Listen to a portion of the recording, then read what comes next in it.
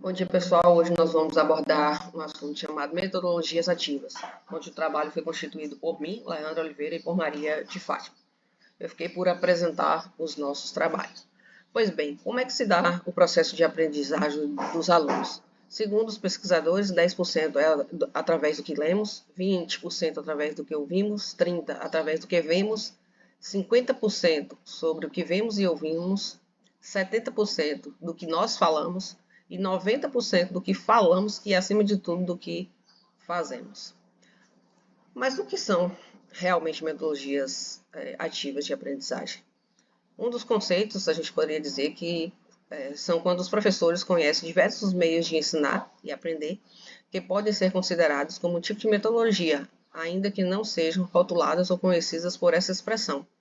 Mas eu prefiro dizer que, de todos os trabalhos que eu pesquisei, eu acabei por fim colocando esse conceito aqui que eu achei mais amplo e que abrange muito mais coisas, que seria o ensino por meio de projetos, assim como o ensino por meio de uma solução de problemas.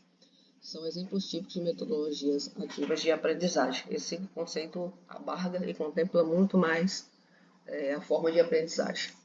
Ainda falando sobre aprendizagem ativa, a gente pode dizer que o aluno está sempre ativamente envolvido nas ações e durante a aula expositiva. Entretanto, pesquisas da ciência cognitiva sugerem que os alunos devem fazer algo mais do que simplesmente ouvir no processo de aprendizagem.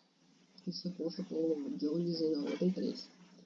Ou seja, essas metodologias ativas, elas irão passar por aspectos que influenciam a autonomia com base nas metodologias. Ou seja, quais seriam esses aspectos para contemplar a metodologia? Formação, motivação, engajamento, desenvolvimento, aprendizagem e o estado psicológico.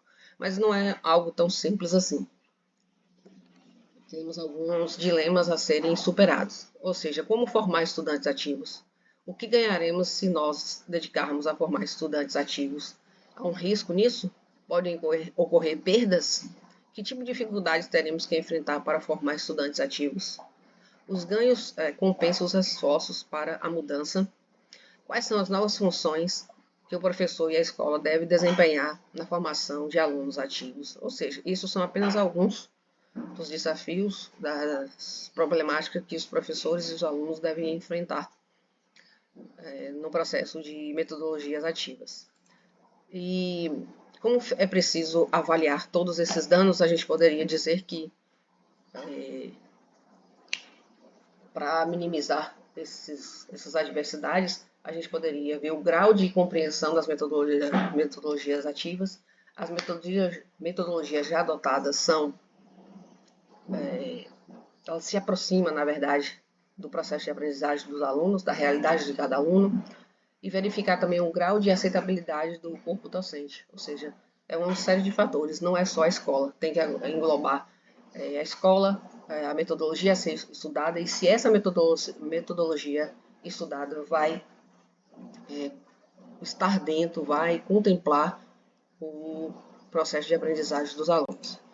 Dessa forma, a gente pode dizer que na metodologia ativa, os alunos estão no centro, ou seja, eles são os protagonistas do processo de aprendizagem. Isso leva o aluno a uma autonomia, o professor passa a ser mediador e facilitador das ações, ele vai ocorrer através de uma problematização da realidade, automaticamente isso tem por uma reflexão da realidade, e isso pode também ser feito através de um trabalho em equipe. Aquele assunto, aquela problemática da vida real pode ser levada para debate em sala de aula para ser discutida entre os alunos. Tá. E quais são as características dessa metodologia do ponto de vista dos alunos? Os alunos passam a ser, como eu falei, protagonista, ter uma maior participação do aluno, levando em consideração o aspecto afetivo emocional, mental, cognitiva, sensório-motor. Vai levar em consideração também a liberdade de escolha relacionada com múltiplos interesses e objetivos, valoriza e adota contextualização dos conhecimentos, que imprime um sentimento de realidade, vai envolver atividades em grupos, utiliza múltiplos recursos culturais, científicos, tecnológicos, para promover os alunos para uma realidade de mundo, e também promovem a competência de socialização dos conhecimentos. Sendo assim, a gente pode dizer que os métodos ativos, ou que as metodologias ativas, os alunos assimilam maior volume de conteúdo, retêm informações por mais tempo e aproveitam as aulas com mais satisfação e prazer.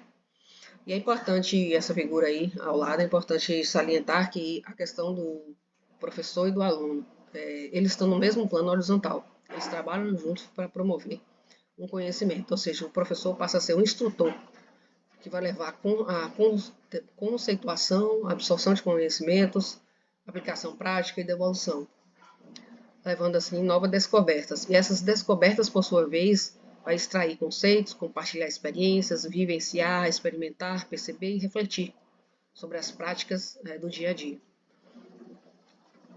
Dessa forma, promoverá mudanças de hábito, de metas e objetivos a serem alcançados. Pois bem, a metodologia ativa a gente pode dividir ela em dois lados, como eu apresentei aqui nesse mapa conceitual. Ela pode ter a parte de que forma pode ser, ou seja, ela pode ser através de mapas conceituais, atividades em EAD, estudos simulados, seminários, estudos de caso e aprendizagem por projetos de intervenção de pesquisa. Ou ainda, ela pode fazer parte da realidade de cada aluno, onde ele vai, como eu falei anteriormente, verificar o problema, elencar os pontos essenciais, até levantar as hipóteses para que resolva os problemas reais. Ainda assim, nós podemos levar em consideração as questões relacionadas com a metodologia. A metodologia utilizada deve ser a que facilita a aprendizagem, comparando com aulas expositivas. A metodologia utilizada deve oportunizar espaços para que pudessem expressar seus conhecimentos. Essa metodologia deve proporcionar um tipo de aprendizagem fora de sala de aula. A metodologia deve despertar curiosidade para os assuntos desconhecidos pelo aluno. A metodologia proporciona autonomia na execução das ações, na realidade das atividades propostas. Enfim, a metodologia a ser utilizada deve proporcionar o trabalho em equipe dos alunos. Como eu falei anteriormente, em alguns slides aí, a aprendizagem ela pode ser através de problemas ou através de projetos. Qual é a diferença de uma para outra? As diferenças mais significativas estão no seu processo de duração, onde a metodologia por problemas ela vai durar de 2 a 4 semanas. Já no projeto ela dura de 4 semanas a 12 semanas. A aprendizagem por problemas ela tem um percurso com etapas bem definidas. Já a aprendizagem por projetos ela tem etapas mais abertas e mais flexíveis. Na aprendizagem por problemas, ela tem uma análise, uma solução de um problema. E no projeto, ela tem uma proposta de desenvolver algo novo. E na aprendizagem do processo de problemas, ela tem um produto final não obrigatório. Já na aprendizagem por projetos, requer um produto final. Resumindo, a gente pode dizer que essas metodologias vão levar a formação efetiva para o mundo do trabalho, favorecer a aprendizagem contextualizada e significativa, requerer a disposição e habilidades específicas do professor e do aluno. É um método de ensino centrado no aluno, como eu falei, favorece a interdisciplinaridade e favorece o desenvolvimento da criatividade e inovação. E como é que a gente pode avaliar essa metodologia de aprendizagem?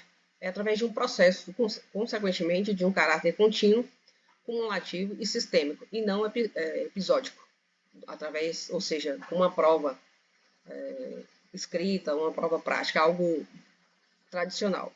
Ainda assim, avaliaríamos o processo de aprendizagem sendo orientado pela reunião de evidências. Ainda podemos dizer que seria uma integração para o processo que envolve ensino e aprendizagem e utilizaria os objetivos justificadores da disciplina como âncora.